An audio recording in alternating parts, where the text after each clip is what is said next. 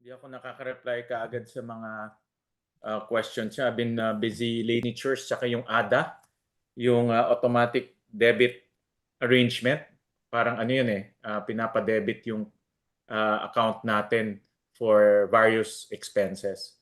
So today I'll be signing checks and the ADA specifically for the incentives ng mga empleyado, yung efficiency incentive na i-release na natin within the week.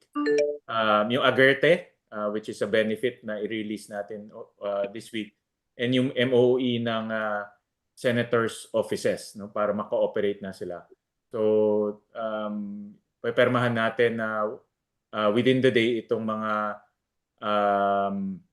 incentives, operations, and benefits and ibibigay na sa Land Bank para ma-release na ito at mabigay na sa mga empleyado. At yesterday, napermahan ko rin yung promotions ng 8 na mga empleyado natin. So today, this week or next week, we'll be issuing the promotion. So meron tayong na-promote na 8 na empleyado duly screened by the promotions board. So I've been really busy to make sure na yung mga yung welfare ng tao, lalo na sweldo and benefits, tuloy-tuloy because yun yung commitment natin sa ating mga empleyado. Just to give you guys an update. Kaya lately I've been learning the processes kasi importante malaman yung mga processes para malaman mo kung saan yung bottlenecks at saan na iipit yung dokumento. But okay na yan. Yesterday naayos na namin and today na finalize na. Malino ba yun? Did you hear me? Yes, sir. Yes, sir. Yes, sir. Yes, sir. Yes, sir. Okay. Okay, start na tayo. Ate Sally. Okay, sir, good morning, Acting SP. Sir, una muna, naka-heightened security measure yung Senate, work from home starting today. Gaano po ba kaseryoso yung banta sa seguridad ng Senado at NBI lang po ba yung may ganitong intel report o maging iba pang security agency at identified po ba yung mga sangkot o nasa likod nito ng yung banta sa Senate? Well, Sally, lahat ng banta, seryoso natin, especially sa mga ganitong sitwasyon. Meron din akong nabasa at nakukuhang mga intel na merong mga rallies gagawin sa June 12, particularly sa Malacanang. Daan nga ako sa Malacanang, nag-set up na rin sila ng barricade doon. So yung mga ganitong intel information, sinuseryoso natin because yung situation ay medyo tense. And inutusan ko ang ating Sergeant-at-Arms to already coordinate with NBI and also the various intel agencies para ma-validate. No? Kasi marami tayong intel agencies. You have NICA, you have ISAF ng Army or ng military, PNP, may sarili din silang intelligence agencies. Ang NBI, meron din silang intelligence network. So ito ay nagko-coordinate rin kami at NICA ang nagko-consolidate ito. So si Sergeant-at-Arms today and tomorrow will be coordinating with all of these intelligence agencies para ma-validate at malaman natin. But in the meantime, we have to take this seriously dahil ang aking pinaka priority ay safety ng mga empleyado, members of the media in the Senate, and of course the senators. So we have to take precautionary measures para masigurado natin yung kanilang safety and security. Sir, dun sa intelligence information, identified kung sino yung mga involved, sino yung nasa likod ng banta sa seguridad ng Senado? May mga personalities na na-mention ang NBI. But hindi ko muna sasabihin because we're investigating and validating. So we're cross-referencing it also with other intelligence agencies. And then my second question, ibinasuro niya po yung alok ni Senator Alan na power sharing. Handa pa po ba kayo na makipag-usap sa kanya? Ang advice po na Malacanang, huwag magtiwala kay Senator Alan. At any comment po doon sa sinabi niya na dalawa daw yung Senate ngayon, Senate of the Philippines at Senate of Malacanang? There's only one Senate, it's Senate of the Philippines. At nakita naman natin yung proceedings nung June 3 na nag-elect ng isang Senate President pro tempore at nag-designate ng isang acting Senate President. So yun ang rin-recognize ngayon ng ng mga ibang branches of government tulad ng House of Representatives. Nakita natin na si Secretary Reyna ang represent sa Senado at of course ang executive branch. Dahil ang executive branch yan tayo nakikipag-coordinate sa maraming bagay from legislation all the way to operations.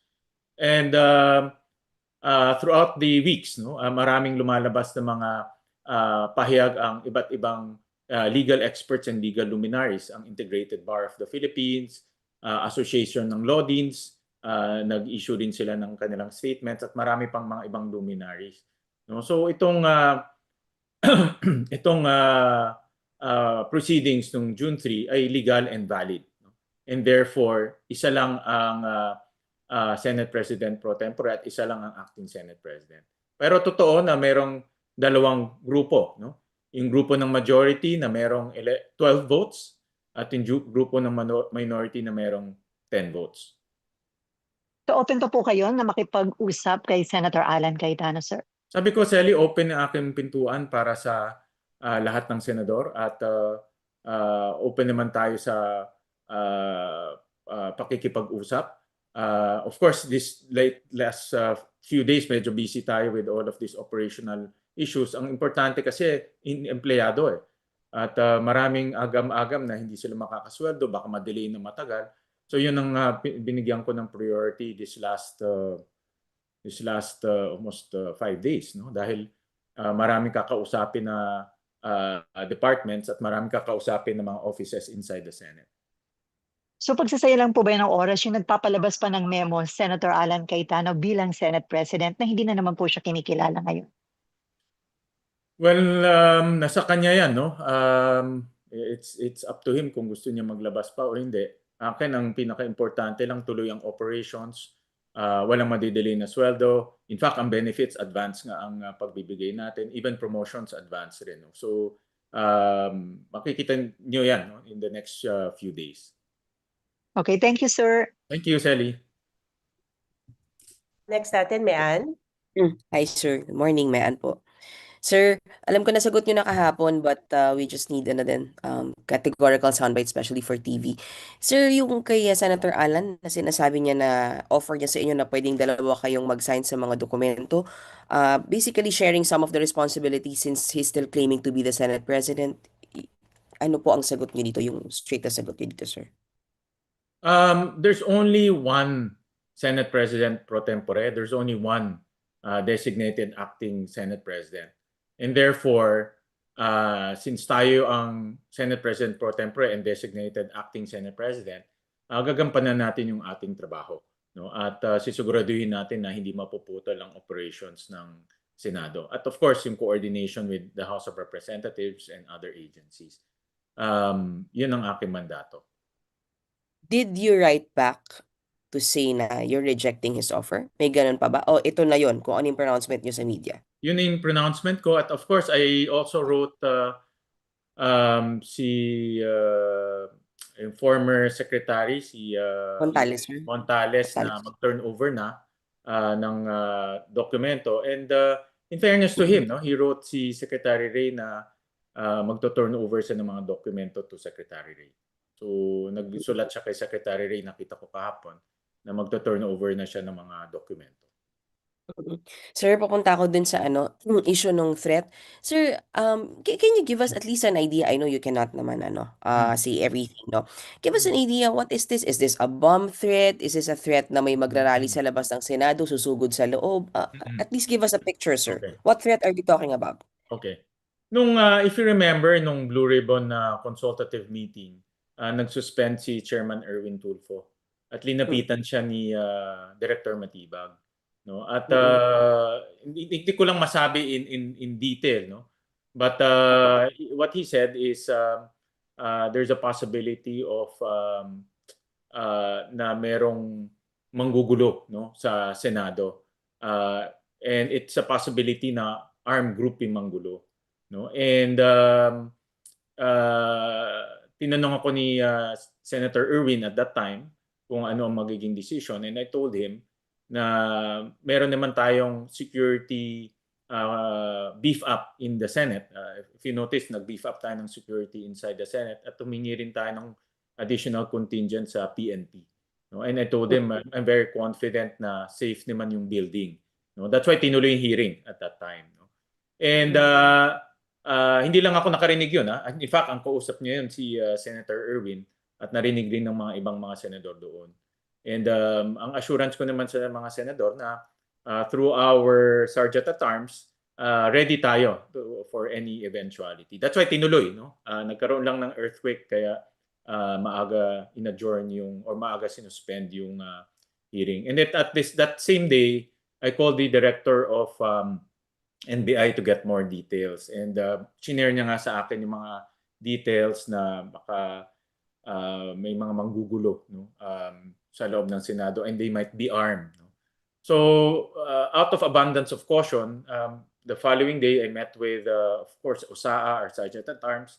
I immediately convened yung executive committee committee ng Senado, composed of the directors, composed of the higher officials of Senate. And nag-brainstorm kami kung anong gagawin. So yun, kaya naglabas ako ng 2 memo. Isa yung heightened security measures at pangalawa yung work from home. So this is an offshoot of my consultation with the executive committee meeting. And yeah, I Go gave instructions today to actually yesterday and today to our Sergeant at Arms na in the next few days mag-network rin siya with our different intelligence agencies. Sabi ko nga marami tayong intelligence agencies Kanya-kanyang in intelligence kasi kanya-kanyang ano yan kanya-kanyang network yan no? So we need to validate the information para alam natin na paano ang mga next steps natin. Sir, last on my part. Yung 18 Marines, are they suspect? Sila ba yung posibleng manggulo, sir? 18 Marines, I'm sorry, yung team na 18 nagpakilalang bodyguards? bagay. In Yes, 18 sir. bodyguards? Yes, sir. 18 Marines.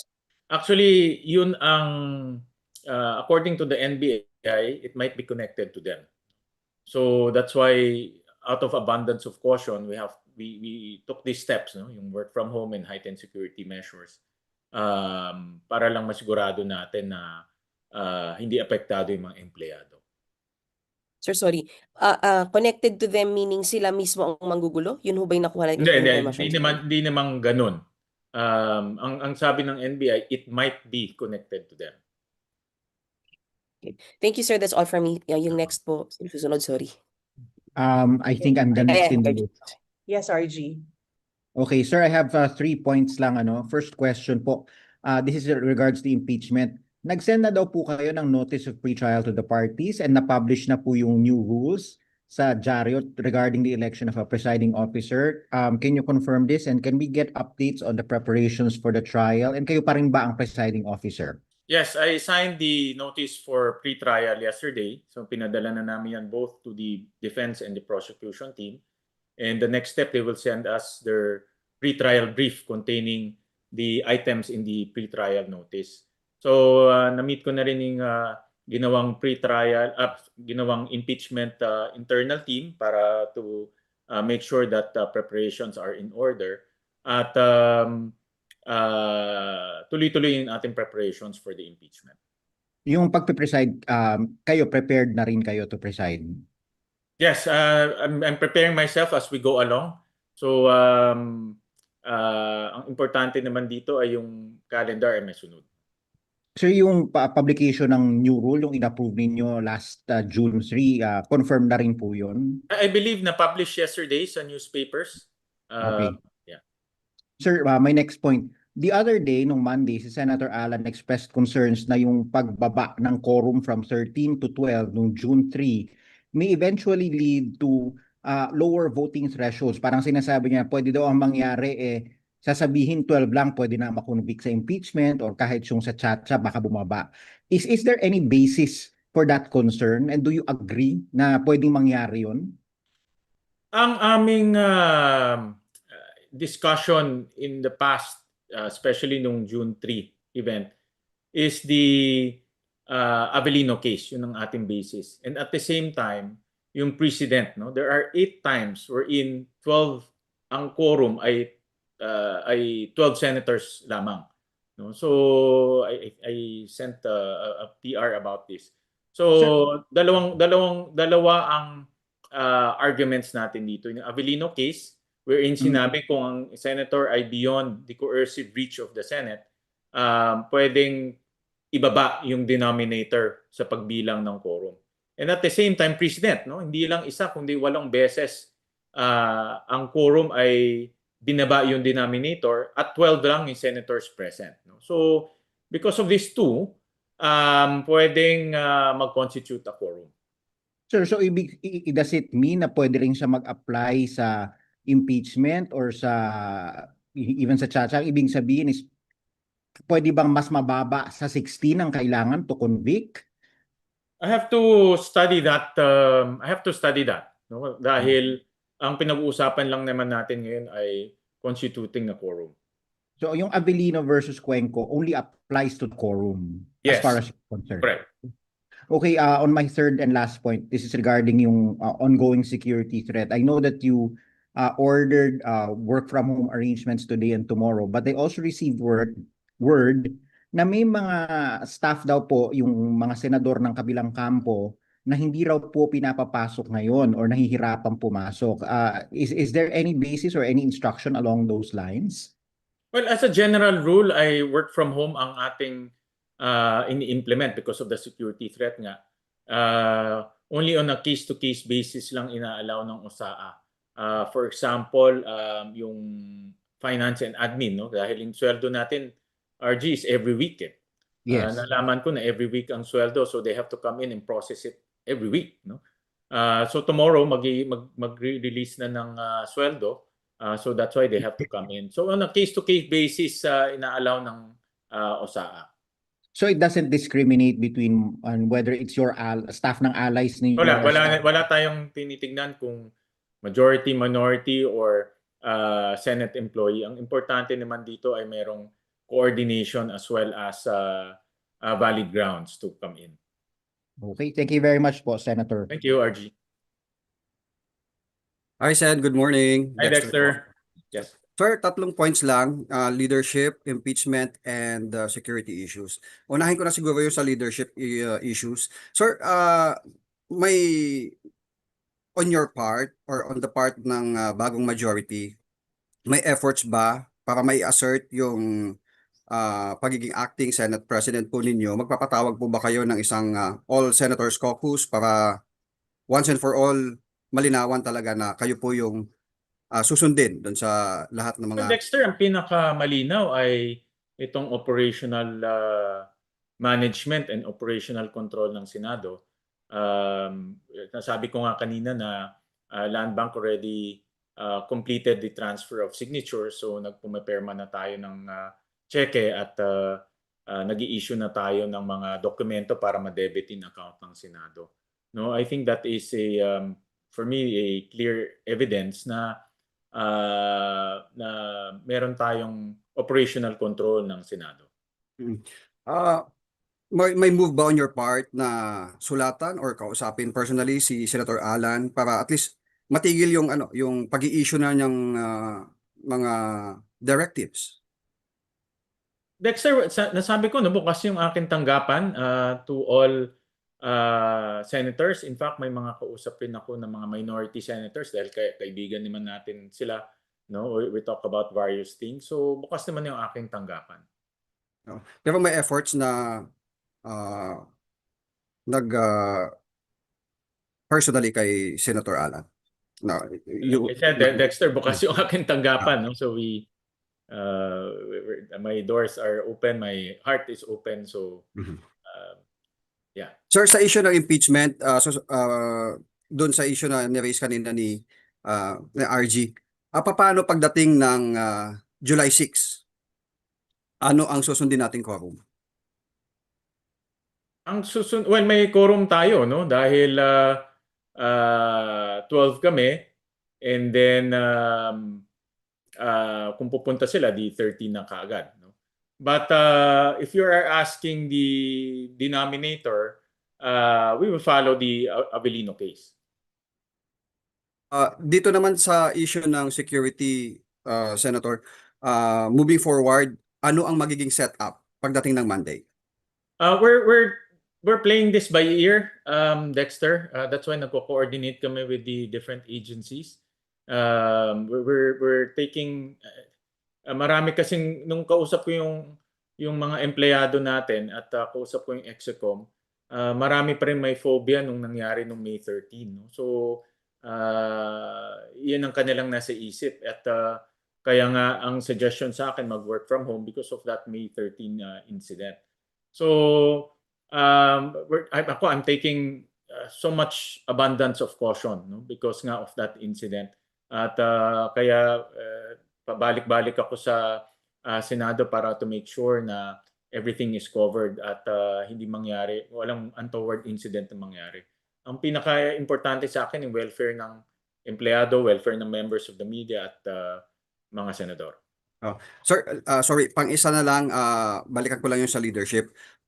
May mga balita na may 3 na daw from the Cayetano Block ang lilipat sa new majority. May hakbang ba kayong gagawin para sa isang special session para once and for all ma-resolve na talaga yung Senate presidency? Dexter, hindi ko masasagot muna yan ngayon. In so far special sessions concern, ang ina-arrange namin ngayon ay yung mga topics. Like yesterday, kausap ko yung Commission on Appointments, nagpa-brief ako tungkol doon sa 5 general na hindi na pina-confirm. And then ang Legislative Department, binibrief rin ako yung mga bills for third reading at yung mga citizenship confirmations, no. So yun yung mga tinututukan natin in preparation for a potential special session. But ang importante dito yung mga nabinbin no. Lalo na yung sa mga confirmation ng general. Thank you very much, SP. Ang susunod na magtatanong po si Nimpa po ng DCWB. Thank you. Hi, sir. Ay, Nympha. Hi, sir. Good morning po. Sir, clarify ko lang po. Sir, i-follow up ko lang yung sa question ni RG. Kasi, di ba po sa Constitution naman is 2/3 ang kailangang boto to convict sa impeachment case. Ngayon, sabi ni Senator Alan Cayetano, yung pagbaba nyo ng, tawag dito, ng boto, yung pagbaba nyo sa 12 dun sa quorum, baka daw gamitin din ninyo sa impeachment. So, ano ho ang tugon ninyo doon? Ibababa ho ba from supposedly 2/3 which is 16, gagawin nyo ho bang 12? Babalikan kita dyan, Nympha. Opo. Let me get back to you on that one. Okay, sige sir. And then, yung pong, sabi ni Senator Alan, bakit hindi sila nasabihan doon sa threat sa Senate at saka duda siya sa source which is the NBI. Well, Nympha, napakabilis ng pangyayari. At Opo. ang unang instinct ko ay yung welfare ng tao No, yung welfare ng mga empleyado sa loob, members of the media, mga senador. That's why I had to talk to our Sergeant at Arms and Execom and mga employees actually diretso. No, so yun ang priority natin. Importante yung welfare ng mga empleyado. So that's why we convene it. That's why we convene yung executive committee yesterday para magbigay sila ng suggestions at dahil mas matagal na sila sa akin dyan kung ano yung mga dapat na gagawin. Pero sir, were they formally informed po yung minority bloc na merong ganang threat? May threat. Security threat. Ano yun? Sorry? Yes sir. Sir, yung pong minority bloc, were they formally informed or through your memo na kahapon yung pag-inform sa kanila na merong security Yeah, threat? we informed everyone through the memo. We informed everyone through the memo. And yesterday morning rin, we were also validating, getting more information. And tuloy-tuloy yan in the next few days na magko-coordinate kami with si Sergeant at Arms, magko-coordinate with the other agencies. And then sir, pwedeng malaman po, isa na lang ako, anong nangyayari ngayon sa loob ng Senate? Kasi kakadaan lang ho, sunod-sunod kasi yung police cars na dumaan dito. Ngayon nasa gate po kasi ako. Yeah. So, hindi ko lang sasabihin kung ano yung mga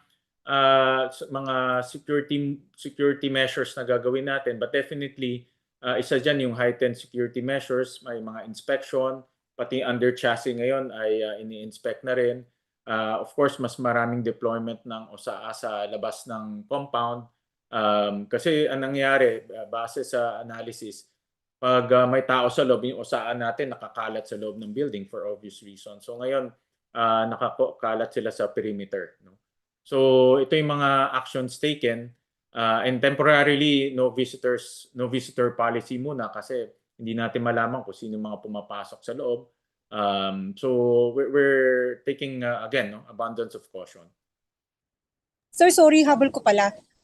Ano po ang tugon niyo doon sa sinasabi na ganito lang kayo, nagpa-work from home lang kayo, sinasabi lang na may security threat para hindi matuloy yung supposedly ay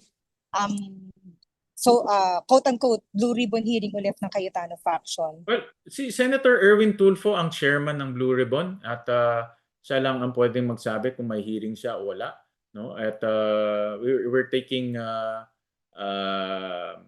cue from him in terms of kung kailan niya gusto magka-hearing. Thank you, sir. And because, sorry sa mga kasama. Sir, sabi niyo po, connected, sabi ng NBI, possibly connected dun si 18 yung threat. So, ibaban po ba sila? Papapasok pa ba ulit sila? Paano po kung bisita ulit sila ng Cayetano faction?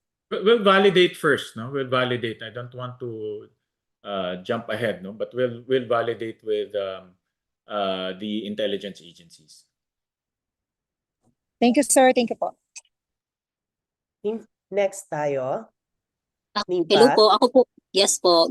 Good morning po, Sen. Nimfa Asuncion po ng Radyo Pilipinas.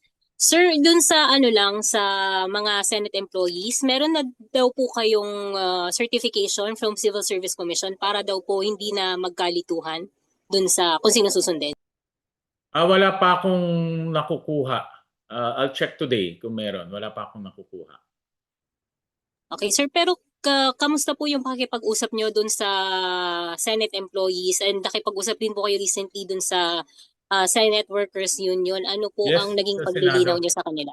Oo. Opo, sir. I told them na I know marami sa kanila ay may agam-agam, marami sa kanila ay nalilito, but I assure them na ang aking priority ay mga empleyado, no? Their welfare. At marami sa kanila actually kinakabahan sa sweldo, no? Kasi nga because of what's happening baka hindi sila makasweldo, and marami sa kanila relies on their weekly salary, no? So I assure them na hindi mangyayari 'yon. That's why in the last few days sobrang busy talaga looking at the process ng sweldo and pagbabayad ng expenses ng Senado. Pero Sen, clear na sa kanila na yung directives from you lang ang susundin, not sa other block. Yes, clear naman sa kanila, and they respect that. Okay, Sen, ano na lang po, yung sa Mindanao, pwede po kayang, kino-consider nyo na po bang yung pagpapasa ng supplemental budget na gawing reason for special session? Yun rin yung isang inaantay namin sa executive. To date, meron, kasi to be honest about it, sunod-sunod yung issues na tumama sa ating bansa. Unang-una yung high oil prices, pangalawa itong padating ng Super El Nino, at pangatlo itong earthquake. No, so tinitignan ko ang natitirang budget, meron pa tayong 180 billion in terms of available funds na pwedeng gamitin ng gobyerno for reconstruction and other assistance to the earthquake victims. Pagdating sa NDRRMF, merong 17.8 billion.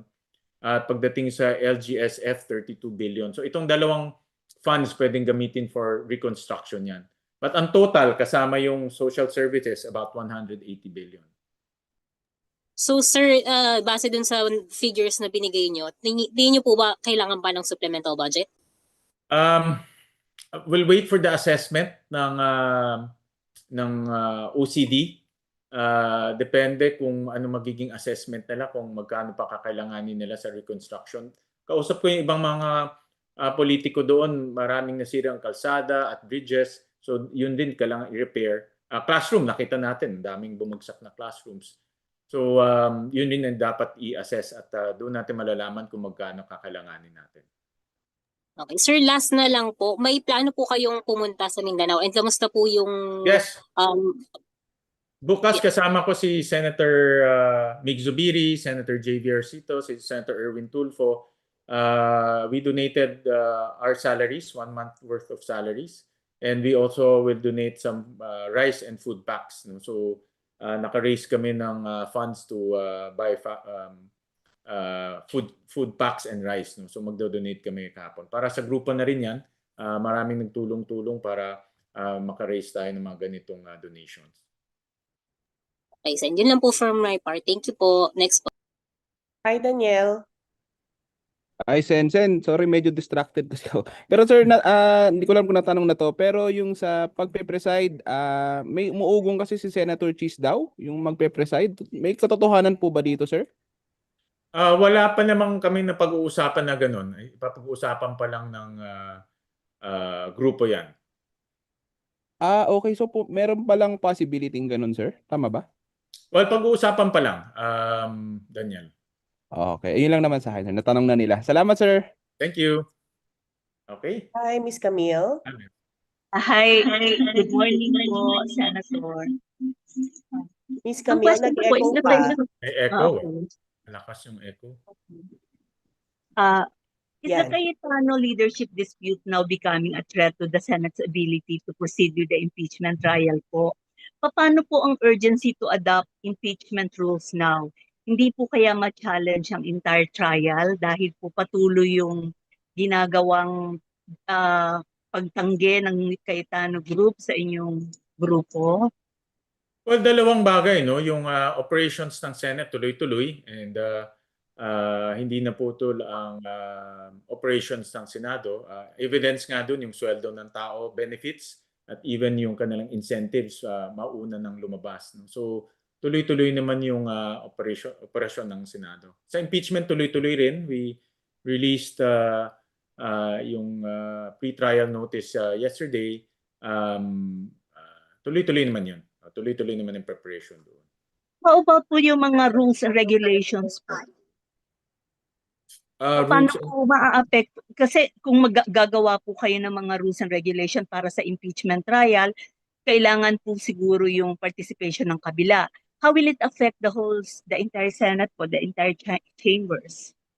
aprobado na yung rules ng impeachment last time nung na-convene. So, in-approve na yun. How about po yung sinasabi na mapaparalyze daw yung chamber dahil sa resistance ng Cayetano Group and i-question nila whatever rules na gagawin nyo? Since hindi po nila kinikilala yung inyong authority. Like I said kanina, very clear na valid and legal yung June 3 proceedings at may mga duly elected officers tayo ng Senado. So tuloy lang yung trabaho. No? Tuloy-tuloy lang kami. Salamat po. Hi, Myla. Hello. Sir, follow up ko lang sa yung tinanong kanina tungkol dun sa dun sa pag-act ni Senator Cheese as presiding officer. Yung pag-convene niyo sir ulit, tuloy pa din sir na July 6. Tapos, paano sir yung yung 12 na quorum na bitbit? May kailangan sir ng 13. At saka, sa initial discussion niyo sir, kayo sir yung tatayo muna doon, magpipreside. Tapos, pwede sir magkaroon ng election after ng bagong presiding officer. Sorry, hindi ko medyo can you repeat the question, Myla? So yung bibigyan niyo lang sir kami ng picture kung ano mangyayari, paano sir i-convene sir yung July 6 na trial kung hindi pa resolve yung leadership issue ngayon. Kayo pa magko-convene tayo and then just like convening the session, so magko-convene tayo. So with kahit at least 12 sir, pwedeng tumuloy, then you will be presiding sir. Pero dahil may amended sir kayo rules, possibility sir na mag-elect kayo kahit kayo yung mag-open ng trial. Yes, hindi ko masyado makuha yung hindi ko masyado And makuha yung question. is that a possibility sir that after convening and you opening the trial as presiding officer, will there be an election of another presiding officer to replace you sir? We'll discuss that pa. Pag-uusapan pa yan. So wala pang definite sir ngayon. Yeah. Okay. So last lang sir, doon sa special session sir, Wala pa sir kayong mabibigay na estimate kung kailan kaya possible yun? Wala pa eh. I have to consult with the executive and of course with our own internal and also the House of Representatives kasi joint yan eh. No? So we have to consult with them pa. Pero tuloy-tuloy naman kami nagko-consult. Ito lang Actually, kasi sir, merong ano lang eh. so hindi sir masasabi na within the month, within in next week, possible next week, walang ganong ano kayo sir, tinitingnan? Wala pa kami indication. Wala pa. Oh. Last na lang sir. Yung sa ano sir, yung sa security sir, yung mga senators ba covered nung ginagawang heightened security Yes, measures? yes, lahat covered including yung mga let's say mga concessionaires natin, including janitorial services, so lahat covered. So ibig sabihin sir, pagpasok sir nila pati yung sasakyan nila talagang isi-search sir or i-check na ng Yes. security. Okay yes. sir. Yun sir, thank you sir. Hi, Victoria.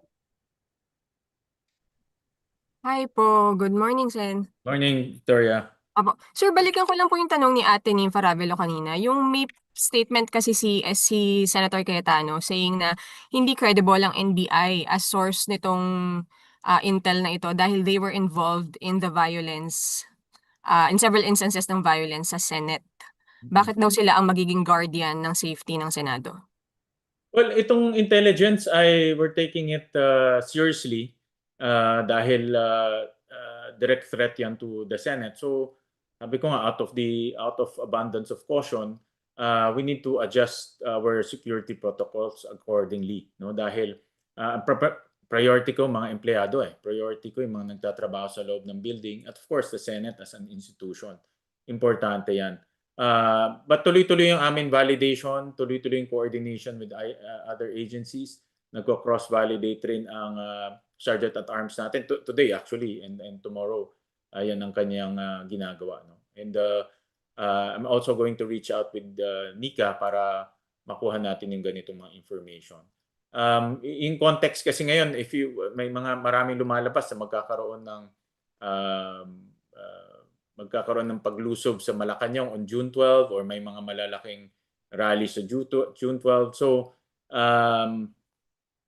we have to be very cautious because of all of this news and intelligence coming out. No? So we have to be very cautious.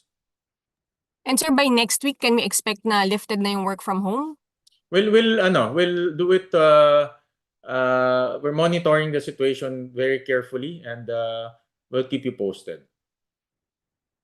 All right. That's all lang po. Thank you. Thank you, Victoria. Salamat. Sandra.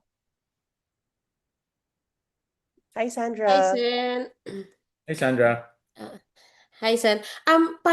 Itanong ko na lang din po yung tungkol sa security kasi doon sa memo nyo, I think you're also asking na masecure po yung records,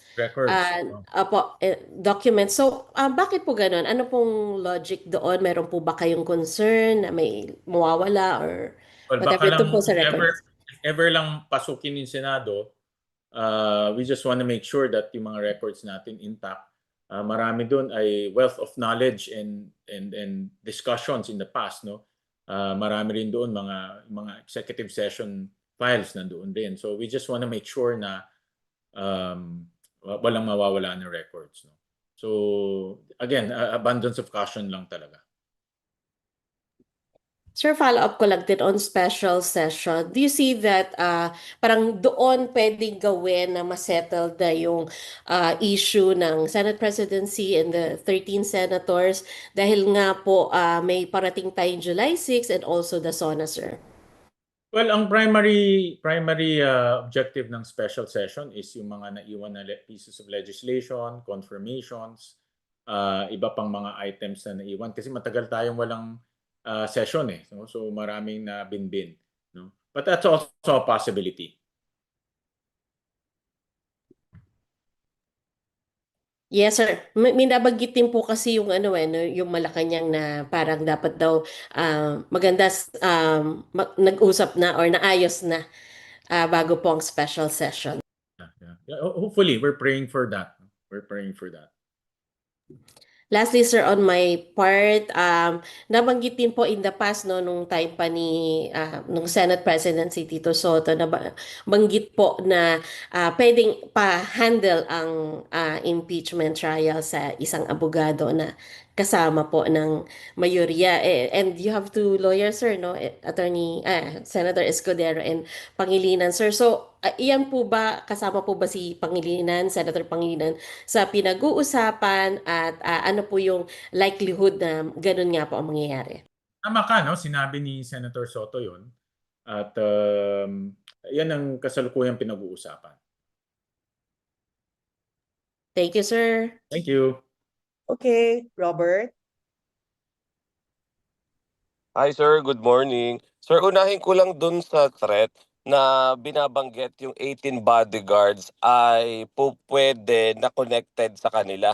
Kung kino-consider natin yun, pati ba sir, yung mga individual o personalities na kasama nila ay ganun din kasama din doon sa assessment sa threat na sinasabi? Robert, I don't want to jump ahead, no? Marami kasing mga detalye na I cannot divulge. So ngayon we're currently validating, currently investigating, and coordinating, no? So as soon as we get more information, mas klaro na yung mga pwede namin sabihin. Opo. Kahapon sir sa interview ni Senator Lacson, binanggit niya na bukod dyan sa 18 na bodyguards, yung rally, consistent na rally sa labas daw ng Senado ay posible rin pagsimulan ng threat. Gaano po kalalim o kalawak yung possible na maging epekto nito based po dun sa report sa inyo, Sen? Actually, si Senator Lacson will be the perfect person dahil to share with us his experience, no, dahil alam naman natin yung kanyang background sa intelligence, mas malalim yan, no? So, and I agree with him na pwedeng maging cause yan ng disturbance or cause yan ng paggulo sa Senado, no? At that's why all of this information na nakukuha namin, we have to take it seriously, no? Kasi hindi natin alam, baka pwedeng may manggamit o pwedeng gamitin yung mga ganitong situation ng mga iba-ibang grupo. So we have to be very careful dahil yung situation pwedeng samantalahin ng ibang mga grupo. So we have to be very careful. Opo. With that, Sen, may plan po ba coordination sa PNP na paalisin na muna sila dito? Total, wala naman ng session. Wala naman. Wala namang may coordination kami with the PNP in terms of perimeter security as well as security inside. Pero wala namang planong paalisin sila. Opo. Last na sir, sa June 12 sinasabi nga na doon magkakaroon ng movement anti-government with the Senate. Ano po ang nilalatag ninyo na security preparation para po for any eventualities? Thank you po. Magandang tanong yan. We're taking that information very seriously. Kasi baka ang Senate rin ay maging target. So we're coordinating very closely with the PNP in terms of beefing up security. Okay, Robert. Hi, Robert. Thank you po. Okay, thank Thank you. Mary Mon. Good morning, Sen. Mary Mon Reyes po from One News, One PH. May ilang babalikan lang po ako regarding po kay quote-unquote designated secretary po ni Sen Cayetano na si Montales. Did he come to terms na po na yung transition or yung turnover would mean lahat ng documents ibibigay na po talaga kay Sec Bantug plus yung office si Sec Bantug na po yung pupwesto na doon? Yeah. Well, I appreciate his cooperation. Nagpadala siya ng letter kahapon kay Secretary Bantug na ito-turn over niya yung mga dokumento para hindi nga maantala o hindi ma-disturb yung operations ng Senado. So, wala namang qualification kung ano yung mga dokumento na yun. Kasi sir, may ibang reports po na baka raw po merong hindi fully surrendered na documents from Sec Montales. Well, titignan natin kung ano yung mga dokumento. Titignan natin. So sir, does this mean na hindi na po siya dapat magparamdam pa ulit si Sec Montales? Well, kung magpaparamdam siya sa turnover, no? Magpaparamdam siya habang tina-transfer niya at ini-endorse niya yung mga dokumento. Okay po. And sir, isang question na lang din po. Kapag kunwari po tumagal itong possible security threat, would this be considered a force majeure? Kung sakali lang naman po, kung maapektuhan ba nito yung flow ng operations or yung kung sakali mo magkakaroon ng special session and then hindi pa nagda-die down itong security threat po. We'll take it a day at a time, Mayor Mon.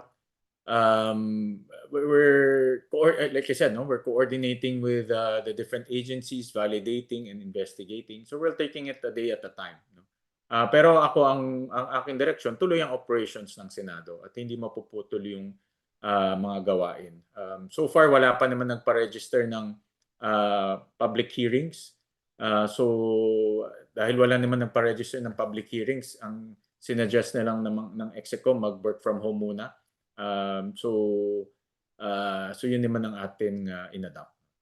Okay po. Sir, last question na lang po for me. Baka lang po ma-bring up kasi ulit yung group chat. Bukod po ba dun sa formal na memo po tungkol dito sa work from home setup, yung sa heightened security alert, nagkaroon din po ba ng communications within the senators po, from both blocks?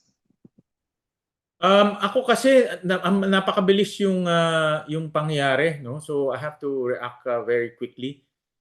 So I talked to some senators lang, hindi marami, no, to ask for advice and suggestions, no. But kumbaga bilang acting Senate President, I have to do what I have to do to protect the institution and to protect the employees, no. So ito naman yung mga hakbang na ginawa natin. All right po. That would be all. Thank you po. Okay, last na natin si Angela. Hello, Sen. Angela po from PRTV News. Magandang umaga po. Sir, tanong ko lang po, Sen, kung meron po bang info if yung 18 bagmen po natin na nag-present nga po doon sa loob ng plenary last time, ay sila po ba ay kasama doon sa usap-usapan na sinasabing possible destab on June 12 po? Well, according to, nasabi ko nga kanina, according to the NBI, may posibleng link to them, no? That's according to the NBI. And ayoko na i-divulge in other details, no. That's why lumapit sa amin, no, si Director Matibag during that hearing, no, because nga of that possible links. But we're dire-diretso yung aming validation at investigation regarding the entire situation. Thank you, Sen. Last na lang po, may umiikot lang din po sa social media na possible din na magkaroon ng hearing ulit or pagpupulong ulit yung Cayetano Block regarding nga doon sa flood control scandal. If ever po na, let's say, even if hindi po Cayetano Block, if may pumasok po or may mag-try pong mag-attempt pumasok sa Senate premises, ano po ang magiging treatment sa kanila given the heightened security alert po? Well, ngayon, like I said, no, si Senator Erwin ang chairman ng Senate Blue Ribbon Committee and siya lang ang pwede magpatawag ng hearing. In fact, nung nagpatawag siya, in-invite naman itong 18 bodyguards to join the hearing. Nasa loob nga sila ng building, sana nag-join na lang sila ng hearing para diretsong matanong sila ng mga senador. No? So we'll wait for Senator Erwin to call for a hearing or a consultative meeting. Okay po, thank you, Sen. Thank you po. Sir, Okay na tayo. Okay? Sir, may anto, isa lang. Sir, habol lang. Senators are allowed to come in the Senate? Kung meron silang official business,